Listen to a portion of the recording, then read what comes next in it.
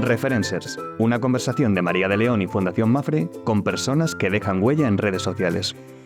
Bienvenidos a este 16º episodio de Referencers. ¡Qué maravilla! Esas conversaciones con personas que irradian la buena energía de los valores. Como nuestra invitada que tenemos hoy aquí, la verdad que es un honor tenerla porque realmente su agenda es complicada y nos ha hecho ese huequecito y le damos muchísimas las gracias. Nuestra invitada es el ejemplo de una gran referencer, pero no solo por su conocimiento y experiencia en el área de la oftalmología, que lo tiene y muchísimo, sino porque es una persona que no se ha conformado con quedarse en su entorno. Ella ha querido ir más allá y sobre todo lo que hace distinguida es su vocación filantrópica, que la ha llevado a lugares remotos por todo el planeta con un propósito firme, que es acabar con la ceguera evitable en todo el mundo. La doctora Elena Barraquer, en el sentido literal de la palabra, se ha convertido en luz para muchísimas personas. Desde hace más de 20 años viaja con un fantástico equipo de voluntarios para llevar a cabo una importante misión, la de dar luz a todas las personas que se pueden curar, que tienen remedio para curar su ceguera. Es admirable porque además ella junto con su equipo cargan con su quirófano a cuestas y también su material sanitario. Y yo doy fe porque tuve la suerte de participar en una de sus expediciones en Mozambique, allá por el año 2013, que ya han pasado bastante. Sí. Desde entonces ha hecho muchísimas más expediciones y, por supuesto, realizado muchas cirugías. A día de hoy, ella ha liderado 106 expediciones, de un total de 240, en más de 28 países. Desde que Elena constituyó su propia fundación en junio del 2017, han operado una media de 400 cataratas por expedición. 450, perdón. Teniendo en cuenta las anteriores que hizo y las que ha desarrollado una vez ya constituida su fundación, se calcula que ha podido realizar 80.000 cirugías. Elena cuenta con un equipo de más de 150 oftalmólogos y voluntarios que repiten experiencia cada año y que son los que van a garantizar el futuro de la fundación. Este año 2025, por ejemplo, van a realizar 12 expediciones, de las cuales Elena va a liderar 4.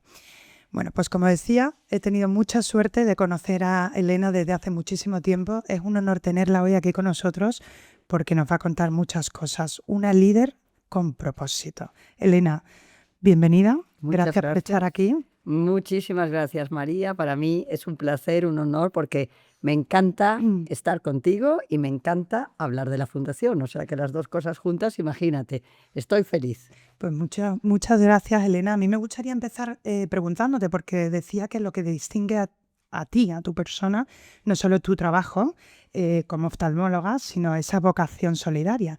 ¿Cuándo despertó en ti esa vocación solidaria? ¿Fue en esa primera expedición que hiciste en Washington, o sea, con oftalmólogos de Washington, o realmente si desde siempre tienes ese anhelo de poder aportar algo más a la sociedad? Bueno, la verdad es que yo disfruté de esa primera expedición y creo que fui porque ya tenía dentro de mí las ganas de hacerlo. Eso me viene de familia, porque mi abuelo, que fue quien fundó la clínica que ahora pertenece a mi hermano y a mí, y donde trabajamos, él venía de una consulta privada y también trabajaba en el hospital público, en el Hospital de San Pablo en Barcelona. Y cuando construyó la clínica no quería que ninguno de sus pacientes se viese desatendido. O sea que literalmente entonces la clínica tenía 2 puertas, una para la gente que podía pagar y la otra para los que no podían pagar. Y mi abuelo era un poco Robin Hood y decía, los ricos pagan por los pobres. Y literalmente no pagaban. Entonces, a mí el hecho de tratar tanto a los que pueden pagar como a los que no, siempre he crecido con ese concepto. Y me parece lo justo si tú quieres ser médico, porque si quieres ser médico, quieres ayudar a la gente en la especialidad que hayas escogido y tienes que ayudar. Es verdad que tienes que ganar un dinero para mantenerte y vivir, pero tienes que ayudar también a los que no se lo pueden permitir, porque normalmente son quienes más lo necesitan. Claro, es un reflejo de esa generosidad que te caracteriza, Elena. ¿Tú crees, hablando del tema de los médicos, ese toque humano que tú tienes, tú crees que los avances de la ciencia y de la tecnología están deshumanizando precisamente a esa ciencia y también la manera de tratar a los pacientes? Yo creo que la medicina se está deshumanizando, pero no sé si es tanto por los avances de la ciencia, que nos sirven para muchas otras cosas en medicina, sino por cómo es en este momento, comparado con hace 40 años, la vida en general como mucho más rápida, todo el mundo tiene prisa y nos olvidamos, aunque claro, por otro lado a veces esto no está tan bien visto, de tocar a la gente con la que estamos hablando. El contacto humano es pues precisamente eso, mostrar humanidad a las personas. Yo siempre que puedo, y obviamente también miro a la persona que tengo delante, pues o bien le pongo al paciente la mano en la pierna, que lo tengo justo delante mío, al acabar cualquier intervención le pongo la mano así en la cara y le digo, bueno, ya hemos acabado, todo ha ido bien. Y la verdad es que yo creo que la gran mayoría de ellos esto lo aprecian porque les das ese pequeño toque de cariño que el haberles arreglado la vista, pues a veces no se demuestra.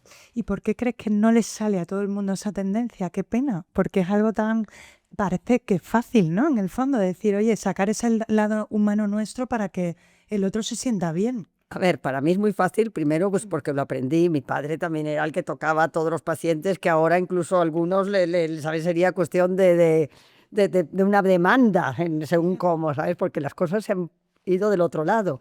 Pero no todos somos iguales. Hay mucha gente más tímida o más recatada que no se atreven a esa parte sin darse cuenta de que es necesaria para mantener esa humanidad en la medicina que estamos perdiendo y que es muy triste perderla. Y deberíamos recuperar. Claro, y pasamos de la medicina a la sociedad, porque ahora hablemos de la visión en el sentido también metafórico, y ahí tenemos el ensayo de Saramago, ensayo sobre la ceguera, y cuyo mensaje principal es que cuando la sociedad pierde su sentido de humanidad, corremos el riesgo de quedar ciegos moral y espiritualmente. En ese sentido, ¿cómo ves a la sociedad, más allá de la medicina, de los médicos? La sociedad, en la actualidad, es que no quiero decirlo porque a veces parece que tenga la edad que tengo, ¿no? Que son 70 años, casi 71. Pero muchas veces recuerdo una frase de mi abuela que decía, ¿a dónde vamos a ir a parar? Y la verdad, yo soy siempre muy optimista y creo que hay muchísima gente que quiere ayudar y que quiere hacer las cosas bien. Pero volvemos a esa superficialidad y prisa que caracteriza mucho a la gran mayoría de la gente más joven. Tener ganas de tenerlo todo con mucha inmediatez, sin profundizar y sin fijarse en los detalles, cosa que nos hace perder muchas cosas. Mientras te escucho me viene a la mente esa diferenciación que hace el filósofo López Quintás de la mirada miope y la mirada profunda. Y cuando hablo en ese sentido del filosófico, la mirada profunda es el que ve al otro en su totalidad, también con sus otras dimensiones, la espiritual, su dimensión emocional. ¿No te parece que al final falta esa práctica de la mirada para ayudar a entender y ponerte en el lugar del otro, ¿no? En que el otro también lleva su cruz a cuestas y entender que en el fondo pues tenemos que ser compasivos, ¿no? Despertar esa compasión. Compasivos y empáticos, es lo que tú has dicho, ponernos en la persona, en la piel de la otra persona y ver cómo nosotros aceptaríamos su situación y cómo nos resignaríamos o la atacaríamos, depende de lo que sea, ¿no? Y de las necesidades. Pero eso es uno de los problemas yo creo, a veces los médicos, que no se ponen en la piel del paciente, que no nos ponemos, porque nos pasa a todos, de vez en cuando, no, por mucho que lo intentes hacer, hay veces que no. Pues en tu documental recién estrenado, No más cataratas, enhorabuena, un documental fantástico, Elena, donde reflejas una mínima parte, en el fondo, de toda esta labor que llevas desarrollando desde hace más de 20 años. ¿Cómo crees que ha cambiado Elena Barraquer durante todos estos 20 años? Después de desarrollar toda esa labor que tú estás llevando a cabo, ¿con qué cosas te quedarías de aprendizajes, de experiencias vividas? Bueno, la verdad es que en el campo de la oftalmología, voy a ir por partes, ¿no? Científicamente y quirúrgicamente, obviamente he aprendido muchísimo. No solo porque la experiencia es la madre de la ciencia, pero también pues porque todos los casos que encontramos en África son mucho más complicados que de los que encontramos aquí. Y eso te ayuda a reflexionar sobre cómo hacer las cosas cuando te encuentras en situaciones difíciles que obviamente suceden. Desde el punto de vista personal, pues me ha dado una gran satisfacción y me llena de quizás esa alegría que yo ya llevaba dentro, porque yo soy básicamente una persona feliz. Pero esto me ha hecho quizás canalizar mi felicidad hacia un lado que también puede ser pues, de ayuda a la gente. Y como ya mencionaremos, porque es una palabra muy de moda, me ha hecho encontrar mi ikigai, mi motivo por el levantarme cada mañana. Seguir con la fundación, que crezca la fundación, que no se acabe la fundación conmigo y así ayudar al mayor número de personas posibles. Vamos a aclarar para que nos esté escuchando y no conozca el concepto del Ikigai, el concepto japonés, que es la unión de 4 aspectos, cuando uno reflexiona sobre aquello, primero, que le apasiona hacer, luego que se le da bien hacer, también aquello que el mundo necesita y también por lo que te pueden remunerar tu trabajo, porque al final pues todos tenemos que pagar, ¿no? Esas facturas. ¿Tú entonces dirías que es una clave esencial para vivir con ese entusiasmo que te caracteriza el encontrar tu Ikigai, o consideras que podrías recomendar algunas otras claves para poder vivir con entusiasmo como tú lo haces? A ver, yo creo, y siempre lo he hecho, que hagas lo que hagas, tengas el trabajo que tengas, tienes que hacerlo con pasión, porque es la única manera de lograr la excelencia. Yo he tenido mucha suerte porque desde pequeña tenía vocación de médico, viendo a mi padre y a mi abuelo cómo disfrutaban con su profesión. Y pues por motivos genéticos o por esa pasión que le he puesto para aprenderlo y hacerlo, se me da bien. Y encima puedo ayudar a la gente, o sea que para mí esto es ideal.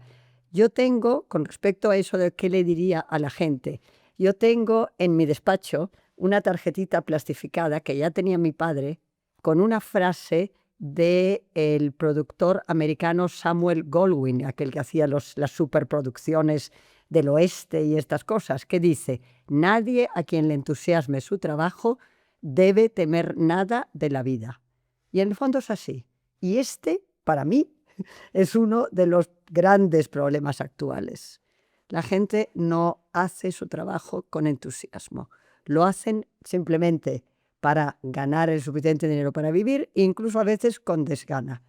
Y eso es muy triste y muy desalentador, porque todo su entorno va a recibir esas malas vibraciones de esta persona y su productividad también va a bajar. Entonces, yo lo que recomendaría es que todo el mundo escoja algo que realmente le guste o lo más cercano a eso y hacerlo lo mejor posible.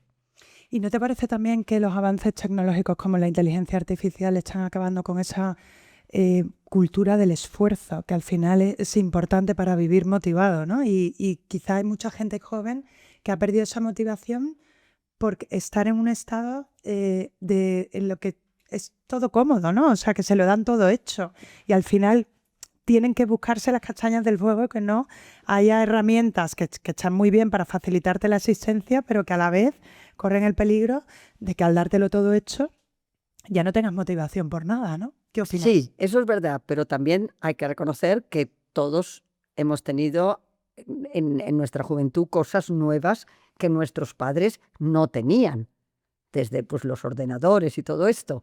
Y a pesar de todo, hemos seguido poniendo esfuerzo, utilizando esas herramientas para que nos ayudaran a algo, pero el esfuerzo lo hemos tenido que seguir poniendo.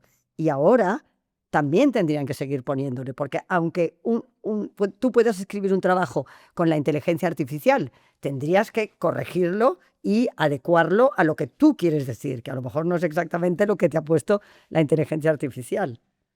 No, totalmente de acuerdo. Sí, sí, O sea, al final esa visión de ayuda, de como una herramienta, me parece positiva. claro. El Exacto. tema es que al final ya nos convirtamos en una sociedad de comodidad, ¿no? En que todo está hecho y al final, pues la cultura de ese esfuerzo que te decía o el sufrimiento también, ¿no? Que parece que tenemos temor a ese sufrimiento, huimos del sufrimiento y en el fondo, ¿tú crees que se puede encontrar un sentido al sufrimiento? Pues la verdad, ahí no lo sé, porque yo soy la primera que intento huir del sufrimiento y como soy muy optimista y las cosas malas, no te digo que me resbalen, pero intento siempre olvidarme de ellas para seguir siendo feliz. Con lo cual, intento apartar el sufrimiento, Ujú. pero sí que podrías incorporar el sufrimiento a tu vida y conseguir que ese sufrimiento te ayudase a vivir incluso. Ujú. Yo tengo un ejemplo reciente de mi madre que falleció con, parecía que era 96, pero eran 98 años, porque al casarse con mi padre se había escondido 2 años, Wow. posiblemente para no ser mayor que él, ¿sabes? Es una cosa que hemos descubierto últimamente. Y ella, en casa del herrero Cuchillo de Palo, en su último año y medio de vida estaba totalmente ciega, porque tenía degeneración macular y glaucoma y la edad. Pero, a pesar de todo, el sufrimiento o su optimismo o sus ganas de vivir la empujó a seguir bien y a seguir haciendo cosas durante este tiempo. O sea que, Optimismo sí, secreto de la longevidad. pero el sufrimiento también puede empujar, como decir, aquí estoy yo y voy a aguantar todavía. Ujú. Entremos ahora en tu labor filantrópica, Elena. La Organización Mundial de la Salud, porque, por lo que comentabas en el documental No más cataratas, dice que hay casi 18 millones de personas ciegas por cataratas, el 5% en países desarrollados y el 50% en países pobres. Este tipo de ceguera, como tú cuentas, es evitable. Y tú ya llevas más de 20 años aportando pues, tu gran grano de arena a esta misión solidaria. ¿Tú cómo ves la situación? ¿Crees que hay posibilidades de alcanzar esa meta que te has propuesto de acabar con la ceguera evitable a nivel mundial? Me encantaría, pero va a ser muy difícil. Tendríamos que, lo que yo siempre digo, todos los oftalmólogos del mundo dar una semana de su trabajo. Es verdad que tenemos cada vez más gente que se une al proyecto, pero el problema es que cada vez hay más gente mayor y las cataratas no son nada más que el proceso de oxidación de nuestro cristalino. Todos acabamos con cataratas antes o después. Y entonces, claro, los ciegos por cataratas irán aumentando simplemente porque con la edad más gente va a tener cataratas y la población se hace más longeva. O sea, todos vamos a tener cataratas de manera natural. Sí, Wow. claro. ¿Cómo podemos cuidarnos la visión, especialmente ahora que tenemos tanta exposición a pantallas? ¿Qué nos podrías recomendar para evitar el producir esa catarata, si es posible, claro? Bueno, hay alguna cosa que se puede hacer, porque hay unos estudios que dicen que la malnutrición y la luz solar juntas producen, o sea, aceleran la catarata. Pero la luz solar sola, en teoría, no. De todas maneras, sí que es recomendable pues, utilizar gafas de sol, porque eso siempre el sol oxida un poco los tejidos a los que toca. Ujú. Y en cuanto a las pantallas, lo más importante son las lágrimas artificiales, porque no es tanto la luz azul, que no está probado que produzca daños en la retina, pero el fijar la vista en el móvil, en la tablet, en un libro incluso o en la televisión y no parpadear, nos seca el ojo. Y eso puede producir hasta dificultades de visión, aparte de molestias, de picor, escozor, sensación de cuerpo extraño. Entonces tenemos que acordarnos siempre de utilizar las lágrimas artificiales, sobre todo cuando estamos utilizando pantallas. Ujú. Decía Nietzsche que quien tiene un porqué para vivir puede soportar cualquier cómo. ¿Tú te encuentras muchos obstáculos a la hora de desarrollar tu propósito? Cuando viajamos a África, supongo Sí. que imaginas, pues sí, muchas veces. Cuéntanos un poquito sobre esas expediciones y también esos obstáculos que tú te encuentras y cómo los superas, claro. O sea, llegas al país y en algunos sitios te quieren abrir o te abren todas las maletas, yo me pongo de los nervios. Por suerte, la última vez que pasó eso, yo no estaba en ese equipo, porque venimos con cartas de invitación del gobierno, les explicamos que vamos a hacer operaciones gratuitas, y no hay manera. Yo alguna vez he conseguido que no me las abrieran porque me he enfadado y le he dicho, ¿y si fuera su madre la que teníamos que operar o su tía? ¿Verdad que querrían que viniéramos? Y entonces han hecho un poquito de marcha atrás, pero cada vez son más estrictos, y a pesar de todo eso, pues nos complica el viaje. Después, muchas veces llegamos a los hospitales y nosotros necesitamos pues tener un setting, todo organizado de una manera para optimizar los circuitos de los pacientes, para optimizar dónde está el esterilizador, dónde están las lentes que tendremos que poner, todo esto. Y o no han preparado absolutamente nada de lo que les hemos pedido, o ni siquiera tienen, pobres, porque a veces no es culpa de ellos, los muebles necesarios para poder evidenciar y colocar bien todo lo que necesitamos tener a la vista en el quirófano.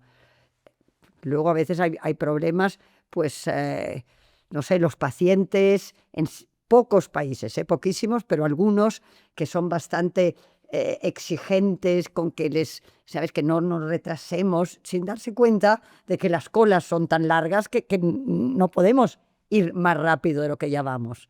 Pero, a pesar de todo esto, las alegrías son mucho mayores, que es lo que nos hace olvidar al momento, en las 2 horas que hemos estado esperando en la aduana para que nos revisaran las maletas, cuando de repente ves la cara de alegría de un paciente que al día siguiente de operarlo destapas el ojo y a lo mejor el otro ojo ya lo tenían perdido, y se dan cuenta de que pueden ver, te abrazan, te besan, te dan 1000 veces las gracias. Eso te hace olvidar todos los inconvenientes. Es increíble que sean tan exigentes, ¿no? En los gobiernos, ¿en qué sentido? ¿Por si metéis algún material que sea peligroso? ¿O es que no se puede entender cuando al final una persona viene con su equipo para poder ayudar, que nos faciliten muchísimo más y que os pongan tantas barreras? A ver, Y luego teniendo en cuenta otra cosa, que tu labor es expansiva, porque no es solo al paciente al que curas, sino a su familia, que al final hay familiares que están cuidando a ese paciente, ya sean niños que no pueden ir al colegio a escolarizarse y no pueden salir de su situación de miseria, o el adulto que cuida de la persona y no puede ir a trabajar. Y al final no puede tampoco salir de esa situación de miseria, ¿no? Me impacta, Elena. A ver, en general no suelen ser el gobierno en sí, que el gobierno a veces pasa un poco, pero no, sino los propios aduaneros, que lo que esperan es la mordida. Exacto.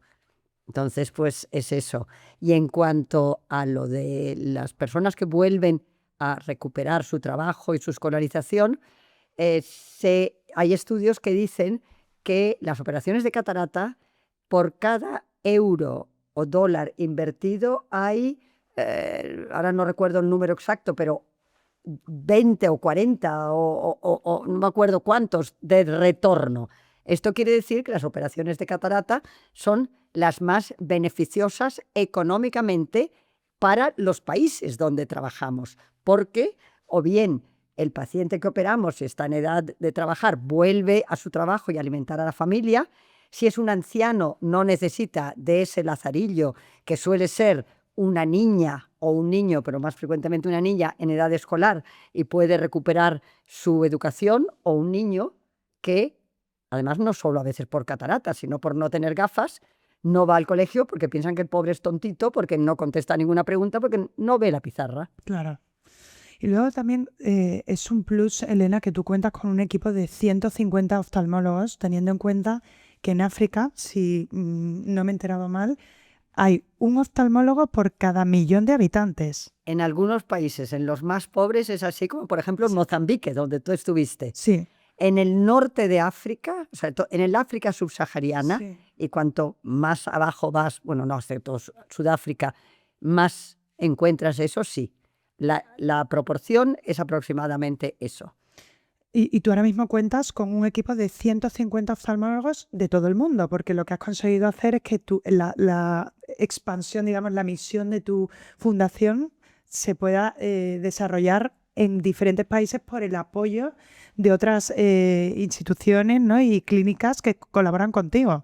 Cuéntanos un poquito eso. Sí, pero esos 150 oftalmólogos son todos voluntarios que dejan sus clínicas y sus países, casi todos son españoles, también hay argentino, algún colombiano, algún peruano y chileno, mexicanos, muchos mexicanos. Últimamente hicimos una expedición con un grupo, bueno, un poco sudamericanos son muy solidarios también.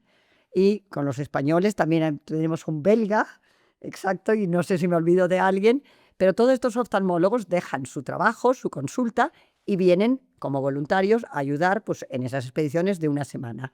Luego, en muchos de los países donde viajamos, vamos recurrentemente al mismo sitio porque tenemos allí ya contactos, sean con el gobierno, sean con oftalmólogos locales, sean con enfermeros técnicos, que en África también es una posición que incluso a veces en algún tipo de operaciones las pueden hacer ellos, operaciones más sencillas, o cataratas, pero no fascoemulsificación. Y esto pues nos ayuda mucho porque nos da mucho apoyo en los países donde vamos. Necesitamos ese apoyo para hacer toda la selección de los pacientes y el postoperatorio de los pacientes. Porque nosotros les visitamos una vez después de operados, o dos si es necesario, pero luego, claro, tenemos que regresar a nuestro país y tenemos que dejar a alguien al cargo para el seguimiento de toda esta gente. Y repites destinos, entiendo, porque después de ver tu documental veo que hay pacientes que necesitan hacer una parte del tratamiento y luego les dices, el año que viene quizás te operamos el otro ojo, ¿no? Porque operas uno para dejarle la visión con el otro. Exacto. O sea, repetís destinos. Repetimos destinos en casi todos los sitios donde nos han recibido bien y donde la colaboración ha sido óptima. Uh-huh. ¿De qué depende los destinos? ¿Cómo hacéis esa selección de destinos? Pues te diré que casi son más los destinos los que nos eligen a nosotros, porque llaman. nos llama algún gobierno o alguna otra ONG que ya tiene un pie en ese país para decirnos si estaríamos dispuestos a viajar con ellos o viajar allí y ayudar. Uh-huh. Tú ahora ya no participas en todas las expediciones y esto también es, lo entiendo, porque al final no puedes llegar a todo y además ¿de dónde sacas, aparte de ese entusiasmo de la conexión con tu propósito, esa energía que te caracteriza y cuando tienes un día malo, que supongo que lo tendrás, ¿qué haces, Elena?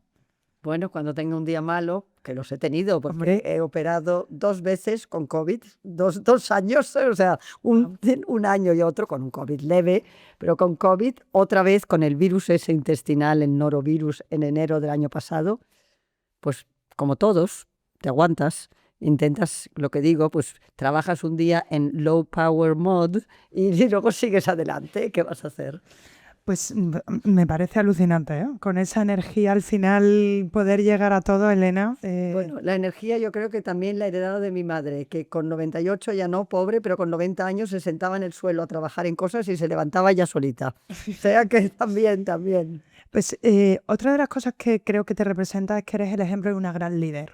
Porque una líder, ante todo, es, por supuesto, generosa, que tú lo eres con tu tiempo, y ya lo hemos visto, cómo lo dedicas a ayudar a los demás, y también por la humildad, porque al final tú también aceptas esas debilidades y dejas que el otro, que forma parte de tu equipo, personas que forman parte de tu equipo, se pongan por delante tuya. Y a mí me parece admirable una persona que al final desarrolla, no, de verdad, de hecho yo creo que te avergüenzas porque de lo humilde que eres. No. O sea, para ti, ¿qué claves son importantes para ser un buen líder? No es que me avergüence, pero a mí me encanta que los que viajan conmigo, que van a ser, digamos, mis, entre comillas, sucesores, me pasen por delante.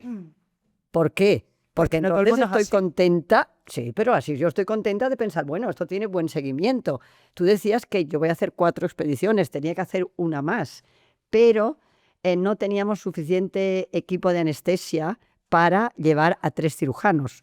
Los otros 2 que van son 2 cirujanos más jóvenes que no han participado en tantas. Entonces, pues yo obviamente les he cedido mi puesto en esa expedición que es en agosto al Congo, porque es lo que me interesa. Me interesa entusiasmar a cuantos más jóvenes mejor para que dentro de 50 años, cuando yo ya no esté, porque espero vivir unos cuantos años más, no 50. Seguro. Pues Tu madre mira 98. la fundación siga viva.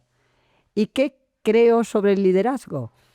Bueno, mira, yo soy la mayor de 3 hermanos que nos llevamos, ni siquiera llega a 1 año en cada uno. Nacimos los 3 la misma semana con 1 año de diferencia. Y yo era la mayor. Y no voy a decir que era mandona, sino que diré que era la que mandaba, ¿sabes? Porque tenías... Qué bonito el cambio, ¿eh? Y organizaba siempre a mis hermanos. O sea que quizás se podría decir que yo soy una líder natural que me viene impuesto de familia. Y luego, pues... siempre me ha gustado organizar cosas, siempre me ha gustado tener muchos amigos y pues yo creo que siempre he sido lo que se dice popular, incluso cuando he llegado a un país nuevo, como fue cuando me fui a vivir a Estados Unidos. En cada ciudad, pues yo enseguida tenía amigos y yo, a pesar de ser la extranjera, la que más cenas organizaba. Me sale, o sea, no puedo decir que he hecho nada para buscarlo, pero me sale así. Y por lo que hemos hablado al principio de ese detalle humano, que te paras a mirar al otro cara a cara, tocarle la mano, qué tal te sientes, eso se agradece, Elena. Bueno, Y eso te deja huella. claro, cuando yo llegué a Estados Unidos, que fue en el año 78, con 23 años, yo estaba acostumbrada a encontrarme a un amigo por la calle y darle un abrazo, un beso, como se hace siempre aquí. Y en Estados Unidos, en aquella época, eran de los de hi, así con la manita levantada, pero casi como para pararte. Y yo que me abalanzaba rápidamente también lo cambié eso, el hi se acabó. Oye, Elena, la clave o digamos el secreto para llegar a poder realizar 80.000 cirugías, yo quiero que en parte también tiene mucho que ver con el gran trabajo en equipo en el que hay un orden, ¿no? Cuéntanos un poquito sobre ese trabajo en equipo y sobre esas claves que tú crees que han sido importantísimas para alcanzar esa cifra que te deja sobrecogida. Mira, la clave ha sido el profesionalizar la fundación. Desde que pasamos de Fundación Barraquer a Fundación Elena Barraquer, con Tete de directora, Maravillosa, Tete. hemos ido, han ido, porque yo en el día a día estoy en la clínica, han ido profesionalizando ella, sobre todo, la fundación, rodeándose de gente válida y aumentando pues, el número de personas que nos ayudan. Ahora hemos dicho que somos ya 10. Esto quiere decir que hay Tete, que es la directora, María y Cristal, que organizan las campañas, se dedican a comprar los billetes, a hablar con la gente local, todo esto, y Mónica, que es la que hace toda la comunicación de la fundación. Y luego tenemos en el almacén, tenemos 5 enfermeras instrumentistas y un auxiliar que trabajan en su horario en la clínica nuestra y en el otro horario pues trabajan en la fundación preparando literalmente las maletas para cada expedición.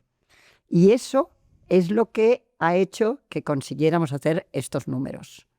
No lo hacemos por hobby, como lo hace la mayoría de las ONGs, que está muy bien también, por favor, todo ayuda y todo suma. Pero claro, muchas veces se sorprenden de que nosotros hagamos estos números y es que nosotros tenemos detrás una estructura que nos lo permite.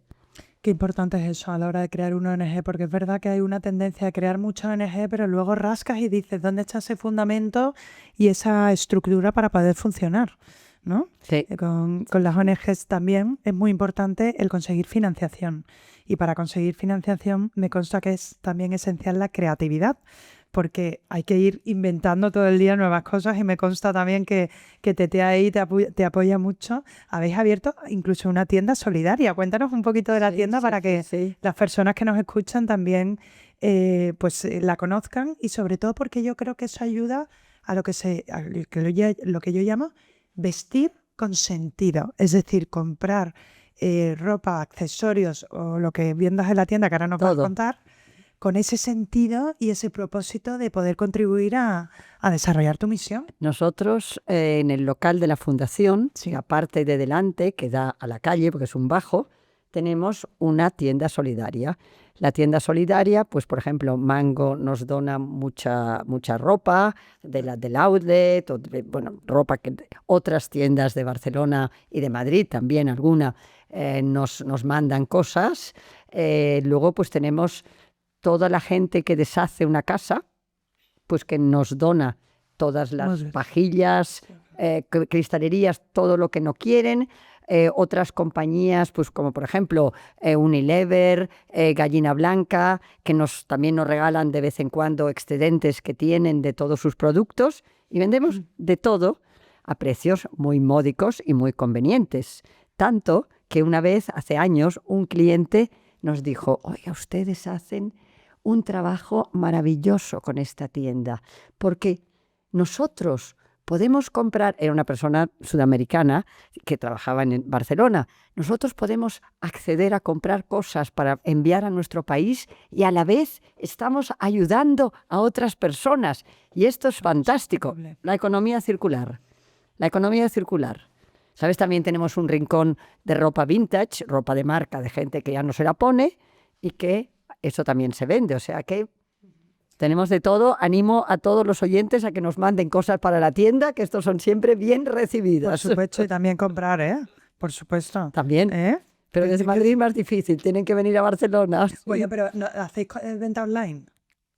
No, eso era una idea que teníamos que nunca hemos llegado a realizar porque estamos tan siempre con otros proyectos, pero es también una idea. Lo que pasa es que la mayor parte de la gente quiere probarse, claro, y ver la cosa que esté, al ser de segunda mano, que esté en buena condición, o sea que sería más difícil. ¿Y qué otras vías de financiación tenéis, Elena? Lo digo para comunicarlo, para saber cómo se puede contribuir. Tenemos empresas, Mango es uno de nuestros mayores donantes, aunque yo echo mucho de menos a mi gran amigo Isaac Andic. Qué pena. No solo porque él estaba enamoradísimo del proyecto y siempre nos apoyaba, siempre, pero realmente porque era un buen amigo y nos teníamos muchísimo cariño. Pero es una pena y así va el mundo y así es la vida. Pues homenajeamos este episodio, lo dedicamos a él. Me parece fantástico. Muchísimas gracias, María. Me parece muy bonito. Se lo merece. Se lo merece allí donde esté. Y luego pues tenemos también donantes particulares, hacemos eventos, pequeños conciertos. Hace poco hicimos un concierto de castañuelas que nunca habíamos hecho y que salió redondo. Pequeñito, pero que gustó mucho. Luego tenemos un torneo de golf ahora en julio que ya hicimos otros años y que dan muy buenos resultados. Y pues todo lo que no se nos ocurre, y también estamos abiertos a ideas que nos propongan. Pues yo no sé si luego Mónica, que es la encargada de organizar todo esto, me va a matar yo diciendo todo esto, pero así es. Elena, el voluntariado cambia la vida de las personas, es decir, tu misión no solo se refleja en cómo cambia la vida del paciente, que hablaremos ahora de ello, pero también en las personas que ayudan, porque no hay mejor tiempo invertido, esfuerzo invertido, que en saber que estás ayudando a personas especialmente de lugares que viven en condiciones más desfavorecidas. Y tú también tienes una amplia red de voluntarios, como nos has dicho antes, y me gustaría también que compartieras, porque quizás, en mi opinión, el voluntariado me parece esencial para la educación, especialmente de los jóvenes, ¿no? Sí. Que todavía no han alcanzado esa madurez, el que puedan viajar a otros países, ver otras realidades. Y tú también abres la ventana a ello. ¿Cómo os organizáis con el tema del voluntariado? Pues nosotros tenemos un formulario en nuestra página web de fundacionelenabarraquer.com donde cualquier persona, no hace falta que esté en el ambiente sanitario, que tenga más de 21 años, o sea, mayores de edad, eso sí, yo me he llevado a mis hijos más jóvenes, pero estaban bajo mi tutela, como quien dice, pero no podemos arriesgarnos a llevarnos un menor y tener un problema y ¿qué hacemos? Y allí pues cualquiera se puede apuntar y postular para las expediciones que más le convengan. Luego nosotros hablamos por teléfono con ellos para que no tengan falsas expectativas de que vamos a hacer turismo. Les explicamos que vamos a estar trabajando, que probablemente en casi todos nos levantamos a las 6 de la mañana para estar a las 8 ya operando y que a veces las operaciones duran hasta las 10, 10 y media, 11 y yo he acabado un día a la 1 menos 20 de la noche. Y entonces, pues que vamos allí y que van a estar de pie muchas horas y trabajando duro muchas horas, pero que el esfuerzo está recompensado y que, sobre todo, el último día, cuando ya estamos recogiendo y los voluntarios que han estado ayudando en quirófano pueden ir a ayudar a lo que llamamos el destape, o sea, destapar el parche, quitar el parche a los pacientes y destaparles el ojo, la recompensa es infinitamente mayor que todas las horas de cansancio y de dolor de pies que pueden haber sufrido. Doy fe de ello porque lo he vivido en esa expedición de Mozambique que a mí me dejó marcada realmente. Sí. Elena, fue una oportunidad y te vuelvo a dar las gracias por ello. Gracias a ti, Fue María. espectacular. Y hay, de hecho, en tu documental, cuando decías que acababas a la 1 de la mañana en algunos momentos, decías que incluso hay veces que no tenías ni la oportunidad de ver puestas de sol y que de repente cuando salías del quirófano dices, hoy he podido ver una puesta de sol, ¿no? Pero que esa belleza de la puesta de sol al final se recompensa con Claro, yo dije, esa belleza del acto solidario. exacto, lo que decía era que no hemos visto puestas de sol, pero hemos visto lo contrario, pupilas que han recuperado la luz. O sea que... Totalmente. Hay pacientes que te cogen de la mano cuando les operas y te dicen, me habéis devuelto las ganas de vivir. Esto nos pasó en Guatemala con una chica que pobre, tenía 34, me parece, años, 30 y pocos años, y cataratas tan blancas como este papel en ambos ojos. Claro, ella estaba ciega. Y a esta chica le operamos los dos ojos, un ojo y creo que al día siguiente el otro, y fue la que dijo esta frase, porque es verdad, las ganas de vivir, ¿qué vas a hacer si eres ciego? Es verdad que puedes seguir viviendo y si tienes ese empuje sobrepasarlo y hacer cosas muy útiles para la sociedad, incluso ciego. Pero claro, es mucho más difícil, sobre todo en los países donde nosotros vamos y a la gente a la que operamos, que es gente que si tiene algún recurso no son tantos como para poder irse al extranjero a estudiar braille y cosas de estas. ¿Qué situaciones? ¿Recuerdas alguna otra? Yo vi en el documental, bueno, como lo he visto entero, pero me marcó la del niño de 11 años, Denis. Pobre. Si quieres compartirlo. Este niño creemos que probablemente había sido algún familiar que le había pegado, porque hay un problema en oftalmología que es el síndrome de Marfan, que tienen un aspecto muy típico, la gente alta, delgada, con manos muy largas, los pies también, pero este niño no era así, que tienen el cristalino subluxado. Pero el cristalino también se subluxa, o sea, subluxado quiere decir medio caído dentro del ojo, si te dan un puñetazo o un golpe. Y este niño no tenía aspecto de Marfan y tenía los dos cristalinos subluxados. Entonces, claro, en África, por el tipo de cirugía, solo cuando hay cristalinos subluxados, colocamos lentes de cámara anterior que a la larga pueden estropear la córnea.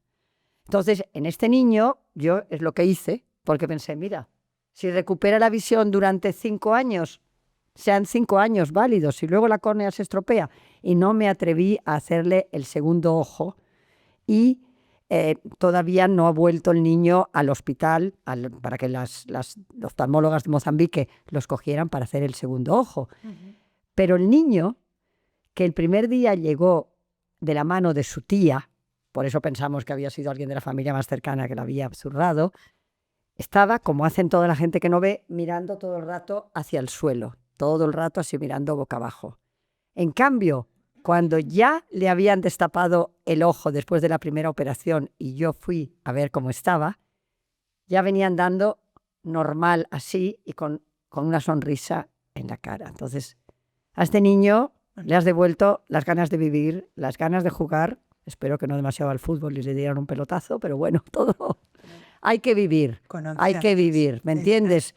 Yo siempre pienso, si a mí me prohibieran hacer un montón de cosas por mi salud, que, ¿sabes? Yo diría, no sé, prefiero vivir menos y hacer todo lo que me gusta que vivir más aburrida, ¿sabes? Total. Mauritania, Salvador, Marruecos, Argentina. Has estado en más de 37 países desarrollando tu labor. ¿Qué aspectos humanos te sorprenden más de las culturas con las que has podido interactuar? ¿Y qué diferencias más relevantes ves con las nuestras? Con la nuestra. Bueno, te diré que veo más diferencia, incluso que con la nuestra, entre los de África del Norte y los subsaharianos. Los de África del Norte son mucho más mediterráneos, como nosotros, te dan las gracias 20.000 veces, te quieren abrazar en la camilla ya, y yo, no, que yo estoy estéril, no me puede, solo me puede tocar las manos, que me cambiaré los guantes. Y pues son como mucho más extrovertidos y mucho más mediterráneos. Los subsaharianos, y en según qué países más que en otro, son mucho más introvertidos, mucho más, a veces incluso un poco apáticos, que también lo agradecen a su manera, pero son No tan expresivos. no tan expresivos, exacto, no tan expresivos, muchas veces por todas las situaciones difíciles que han vivido o que están viviendo. También hay que entender eso.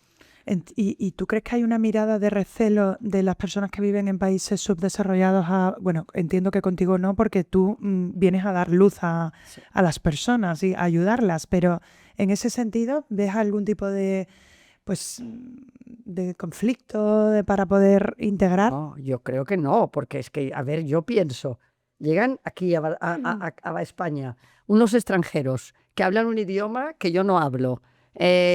A lo mejor, pues por ejemplo, yo suelo operar con rock and roll de los años 70 a todo taco, que entras en un sitio que parece una casa de locos que me van a operar, no sé ni de qué me van a operar, sé que no veo, pero no entiendo nada de lo que me han explicado, y la mayor parte de la gente entra encantada y con toda confianza.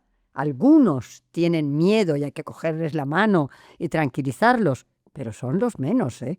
La mayor parte de la gente confía plenamente en nosotros, muy probablemente porque somos su única o casi única oportunidad, por lo menos en ese momento la única. Uh-huh. Elena, ya que hablamos de la luz, recientemente hemos tenido el apagón en España, que casi, bueno, el país entró en colapso, ¿no? ¿Con qué enseñanzas te quedas tú de eso, teniendo en cuenta que muchas veces has tenido que operar en países donde no tenías luz eléctrica o de repente había apagones, ¿no? Como el que vivimos en España, pero nada que ver porque, por supuesto, en un entorno, en una situación mucho más desfavorecida. ¿Qué enseñanza crees tú que hay que tener tras ese apagón? Y cuéntanos un poquito también cómo has vivido tú esos momentos en los que estabas operando y has tenido y la luz eléctrica se ha fumado. He visto que por móviles has tenido que iluminar, pero cuéntanos un poquito de eso. Bueno, con respecto al apagón, yo creo que primero quizás tendríamos que ser menos dependientes de toda la tecnología. A mí que me encantaba leer con libros, después ya me acostumbré por comodidad en los viajes a leer con el iPad. Y claro, el iPad, la batería, llega un momento en que se acaba si no tienes electricidad. Después, aprender siempre que si el plan A no funciona, tienes que sonreír ante el plan B y aceptarlo. Porque hay mucha gente que no pudo hacer lo que tenía que hacer, pues mira, cuando es imposible que haya una solución en ese momento, plan B. Y con respecto al apagón, y con respecto a las veces que nos hemos quedado sin electricidad, pues hay veces que no habíamos empezado la operación o que la parte que estábamos haciendo dependíamos sí o sí de la electricidad para que funcionara el aparato para quitar las cataratas, el facomulsificador, y hemos tenido que parar y esperar a que volviese la luz. Hay veces que estábamos haciendo ya partes menos tecnológicas y que más manuales, y que entonces con el microscopio, aunque no había luz, pero con la luz del móvil hemos conseguido acabar las operaciones. Ahora tenemos unos microscopios que fabrican en Estados Unidos que tienen baterías. Y entonces, pues no importa que se vaya la electricidad porque el microscopio sigue funcionando, y esto es francamente muy práctico. Por cierto, ahora que hablas del microscopio, doy fe que vais con vuestro quirófano a cuestas, que es lo que decía en la introducción del podcast. Esto es una movida. Cuéntanos un poquito también de eso y sobre todo si recibís ayuda de aerolíneas, porque supongo que llevaréis una cantidad de equipaje importante. Mira, vamos. Solemos llevar entre 25 y 40 bultos o más, según cómo, porque hemos ido a alguna expedición que éramos 5 cirujanos. Pero allí tenemos que llevarlo todo, porque tú dices el microscopio. A veces tienen microscopios, pero no te puedes fiar, porque a veces tienen microscopios, pero la bombilla se ha fundido y no tienen recambio. y entonces tampoco se puede utilizar. Nosotros preferimos llevarnos lo nuestro. Desde luego no tienen facoemulsificadores y los esterilizadores que suelen tener tardan mucho rato, suelen tardar pues 50 minutos, 1 hora, y nosotros necesitamos uno que sea rapidísimo para poder seguir el ritmo de las intervenciones. Y pues en general hasta los guantes estériles tenemos que llevarnos porque a lo mejor te encuentras que allí no tienen. Y entonces pues no nos queda más remedio que llevar todo ese equipaje. La aerolínea con las que viajamos más a menudo, porque es la que tiene más destinos en África, es Air France, y por suerte tenemos muy buena relación con Air France KLM en Barcelona, y ellos nos permiten siempre llevar todo el equipaje. Últimamente también ha habido más destinos con Iberia y también hemos conseguido que Iberia nos facture el exceso de equipaje sin cobrarnos. Hombre, o sea lo que mínimo, por suerte Iberia también está- ayudan y son solidarios. Aquí abogamos porque todas las aerolíneas puedan apoyaros para poder llegar a todos los lugares remotos del mundo donde estáis llegando. Ojalá, ojalá. Además, ¿cómo ves el futuro de la fundación? Y veo también que tienes esa perspectiva, salvando las distancias, como está haciendo el chef José Andrés con World Central Kitchen, pero tú en el mundo de la oftalmología, de meter en tu carro, en tu barco, a otras clínicas, a otros países. Cuéntanos un poquito cómo estás desarrollando eso para poder hacer más expansiva tu misión. Bueno, claro, yo siempre pienso que, aunque ahora tengo mucha energía, como tú dices, y me encuentre bien, pues a lo mejor dentro de 10 años ya no podré seguir viajando. Y yo no quiero que esto muera conmigo.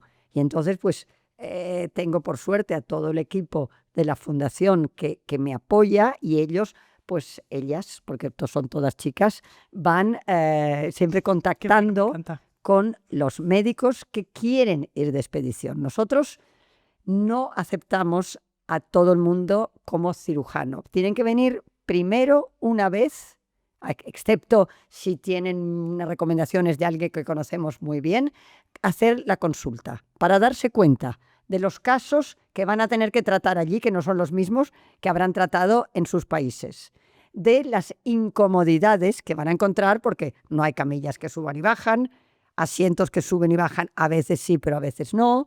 El microscopio no es el Zeiss o el Leica que están acostumbrados. El aparato para quitar las cataratas, el facoemulsificador, es la bomba, pero tienes también que aprender a utilizarlo. Es un aparato pequeñito de una compañía suiza familiar, o sea, es un aparato fantástico, pero no todo el mundo se encuentra cómodo. Y nosotros no queremos a nadie que no haga bien las cataratas. No vamos a África a hacer prácticas. Entonces, todo esto es un trabajo que desde el equipo de fundación llevan a cabo para ir ampliando el número de oftalmólogos, de instrumentistas, de oftalmólogos que hacen la consulta, de anestesistas. Voluntarios son los que no nos suelen faltar. Y entonces, pues, para que la fundación vaya creciendo, sin exagerar tampoco, porque tampoco vamos a ser el cohete que crece y luego ¡pluf!, se cae de golpe, pero ir creciendo de una manera fisiológica y coherente, y que, sobre todo, pues darle una continuidad para el día en que, yo no digo que yo no esté, pero el día en que yo pues ya no pueda viajar o no tenga ganas de viajar. Claro, porque de esa energía ya... ¿No? No, pero eres maravillosa, Elena. También entiendo que en esos viajes las horas de descanso serán mínimas, ¿no? Porque tenéis unos horarios de operaciones bastante... bueno, que estáis continuamente operando. O sea, hasta la 1 de la mañana, luego os levantáis a las 6 de la mañana. O sea, que tienes que estar acostumbrado también a operar con ese cansancio bonito en el fondo, pero que es cansancio físico. Y luego, ¿dónde os alojáis ahí? Bueno, a ver, lo que tú decías del cansancio, hay que tener en cuenta que, por ejemplo, en la expedición de Semana Santa que fuimos a Tanzania, Tete, que se fue con el equipo, porque yo tenía que ir un día más tarde por problemas familiares, se tuvieron que quedar a dormir en el aeropuerto de Nairobi, porque la conexión no era hasta el día siguiente. O sea, se quedaron a dormir tirados en el aeropuerto. La noche siguiente también se durmió poco, porque había un viaje local, un traslado local. Entonces, había gente que no había dormido casi en 2 noches. Pero así todo, al día siguiente tenían que dar el callo y estar de pie pues las 10 horas que estábamos en quirófano. sea que por eso digo que no es todo tan bonito y maravilloso. Sí. Al final lo es, porque el día que acabamos, que contamos los que hemos hecho, que vemos que ya hemos completado, pues a lo mejor 450 pacientes operados, ese día todos los males se te pasan, como ya he dicho antes. Es la mejor recompensa, Sí, Elena. la mejor. Si hay algo que te caracteriza a ti es la mirada, yo la llamo amorizante, la del amor, que además es especialmente valiosa en estos tiempos de polarización, de enfrentamientos, de discordia. ¿Cómo recomendarías tú fomentar más esa mirada del amor? Ya para ir terminando. A ver, la mirada del amor la tengo muy a menudo, pero hay veces que también me enfado, sobre todo en África, cuando las cosas no van como a mí me gustaría que fueran, y entonces cambia un poco mi mirada. Pero De un buen líder. yo creo que es lo que decía antes, yo soy una persona optimista y bastante pues felicita, ¿no? Que soy feliz. Y entonces la mirada que me sale es como mucha gente que me dice, ¿siempre estás sonriendo? Pues sí, siempre estoy sonriendo porque es lo que siento. Me siento feliz y sonrío, y porque creo que estás más guapa sonriendo que con cara de mal genio. ¿Entiendes? O sea que no te sé explicar cómo lograrla. Lo que cada uno tiene que hacer es buscar su propia felicidad, y entonces creo que no tendrá ningún problema en que se le vea. Ese es el reflejo de una persona que vive al servicio de los demás para poder mejorar sus vidas, Elena. Enhorabuena. Y para terminar, voy a decir una frase que te representa, que es de San Juan de la Cruz y a mí me encanta, y dice, un alma que vive en el amor ni cansa ni se cansa. Enhorabuena, Elena. Muchísimas gracias, María. Muchas gracias.